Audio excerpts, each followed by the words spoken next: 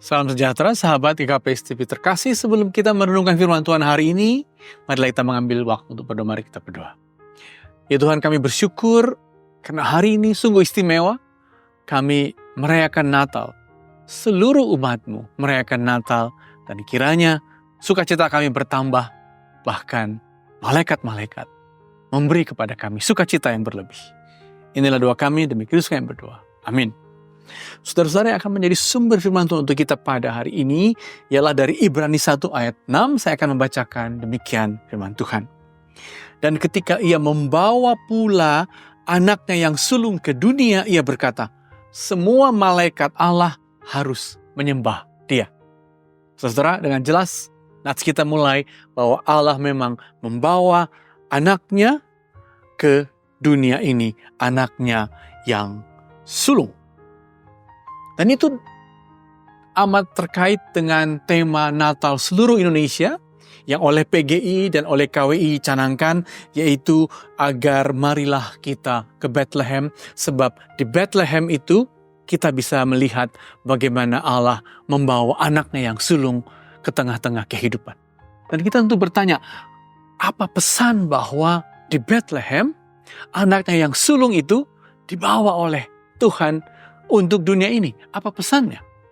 Pertama-tama jelas, saudara-saudara, pada waktu itu Maria dan Yusuf harus mematuhi maklumat Kaisar Agustus bahwa semua orang harus dicatat kembali ke tanah leluhurnya. Dengan kata lain, saudara-saudara, kelahiran Yesus dalam catatan Kaisar Agustus jadinya. Dengan kata lain juga, kelahiran Yesus tidak hanya untuk keluarga Yusuf, tidak hanya untuk orang-orang Yudea dan orang-orang Israel, tetapi juga terkait dengan orang Romawi. Itulah pesan pertama, Tuhan membawa anaknya ke dunia, agar dunia bisa melihat dan merasakan anaknya itu datang. Lalu selanjutnya yang menarik, saudara-saudara, bahwa ketika Yesus hendak dilahirkan dan Maria hendak bersalin, diceritakan di Bethlehem itu, dan kita tahu semua ceritanya, bahwa tidak ada tempat penginapan untuk mereka. Sebenarnya maksud lain dari tidak ada tempat penginapan bukan karena Yesus ditolak, tapi maksudnya adalah agar Yesus menginap di tempat yang umum sebenarnya, dan di tempat yang umum itu, di tempat di mana ada karavan, di mana pada para pejalan kaki beristirahat, di tempat itu memang serba terbuka, ada palungan, dan ada juga keledai, dan banyak orang bisa menyaksikan. Dan dengan kata lain, Tuhan membawa anaknya yang sulung ke dunia agar dia menjadi berita yang umum, berita yang terbuka di tempat umum, bukan di sebuah hotel yang tertutup eksklusif, tapi di tempat masyarakat yang inklusif dan semua orang bisa menikmati. Jadi dua pesannya mengapa ke Bethlehem kita mengerti apa artinya Tuhan membawa anaknya ke dunia. Bukan hanya ini untuk orang Israel, bukan hanya ini untuk Yusuf, tapi ini juga untuk kekaisaran Romawi saat itu. Dan ini bukan sesuatu yang tersembunyi, tapi yang terbuka di tempat umum agar semua bisa menyaksikan. Dan selanjutnya, dan luar biasa, gembala-gembala pun datang melihat, dan dalam hal yang kelihatan lumrah sehari-hari di tempat umum, dalam keramaian, tapi di situ justru wajah ilahi, kasih Allah hadir. Dan disitulah kita tahu malaikat-malaikat dalam Lukas 2 mengatakan kepada gembala, jangan takut, damai ada padamu. Dan itulah sekali lagi, saudara-saudara, artinya bahwa Tuhan membawa anaknya ke dunia ini, seperti dalam Ibrani 1 ayat 6 nats kita. Dan karena Tuhan membawa ke dunia ini, malaikat-malaikat pun berkata, terpujilah dia. Dan malaikat-malaikat pun menyembah dia. Sebab sekali lagi, pada Kristus yang sehari-hari, yang terbuka, yang sederhana itu, di situ rahasia Allah terbuka. Rahasia Allah damai dan penebusan terjadi.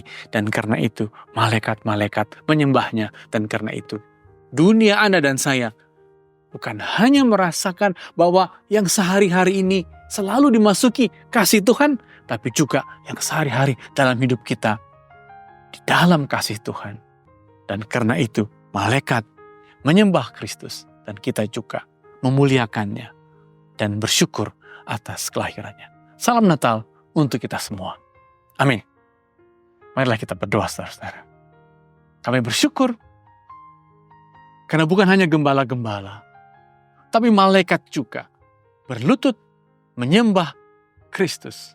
Dan kami juga bersyukur atas rahasia Natal yang memasuki kehidupan kami yang sehari-hari, tapi sebenarnya dalam kehidupan kami sehari-hari, kasih, kuasa, dan berkat Tuhan yang besar dengan seluruh keajaibannya setengah terjadi dan memasuki hidup kami. Inilah doa kami, dan begitu kami berdoa. Amin.